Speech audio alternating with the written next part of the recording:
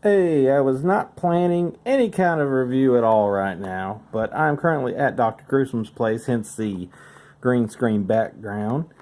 And his wife went to like an auto parts store where apparently they had what I think was either at one time a Toys R Us or a Kmart exclusive triple pack of Evolution, which is Triple H, Batista, and Randy Orton.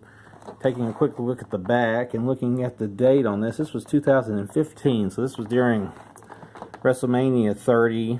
This was Batista's last stop at WWE, or at least it has been, for the time being. He hasn't returned yet. Triple H, Randy Orton, and Batista, the whole reformation of a group called Evolution. As you can tell, I was not prepared to review, so I'm totally off my game, but that is okay. There we have a look at Triple H in the pack.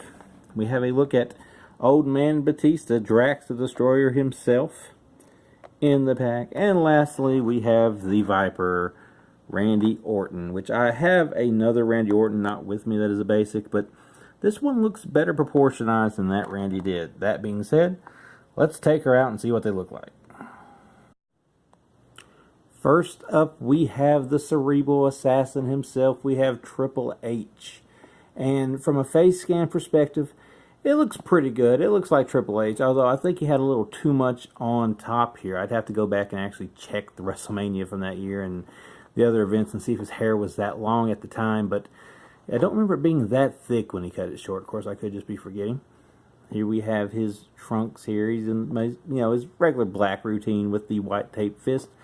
Little bit of a paint error there on his thigh. Besides that, it's a pretty solid figure. Also considering the fact, basically, this was 3 basic figures that would normally run you $10 each, and it was all 3 for $13. It's a pretty good deal. This is again what is considered now the old style with the bicep movement. We've got the hand movement, we've got the wrist movement, of course the arms move, heads move, legs will go like that. And now the new basics don't do this, but this being an old one, he will move at the ankle. That is Triple H. Let's check out the next. Next we have Batista, looking exactly like he came in looking like at the time, a person in a midlife crisis, I believe is what you would describe it as. Head scan's perfect, rocking his bald head, although he did tend to just let it go and show his hairline a couple of times. Has all the cool tattoos that Batista has, although cool could be a matter of opinion. I'm not sure if some of these would be considered cool or not. The biggest part of Batista is this back tattoo, which if you get the Elite version, I think has more color in it, but that looks pretty nice. Which, this is my second Batista from the Mattel line. My other one was a basic one, showing Batista like how he looked originally when he first was like world champion. And every Batista that I have looks pretty good. This does have his questionable attire that he had when he came back. This isn't blue Tista. This would be red Tista, but it's a solid figure. Last up, we have Randy Orton, who is the tallest of the 3, so the figure is, of course, the tallest figure of the 3. Great likeness there for Orton. I think it looks just like him. It's chiseled like Randy is. It's got his tattoos going from his back to his arms.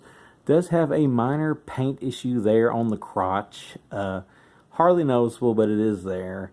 And there he is. So, Orton looks pretty good. Head is definitely bigger than the other Orton I have. That's probably a good thing, because the other one was from the original line, and they kind of readjusted things a little bit from the first of the line. So, this one fits in with the majority of the figures I have better, because I actually did not buy them when they first came out.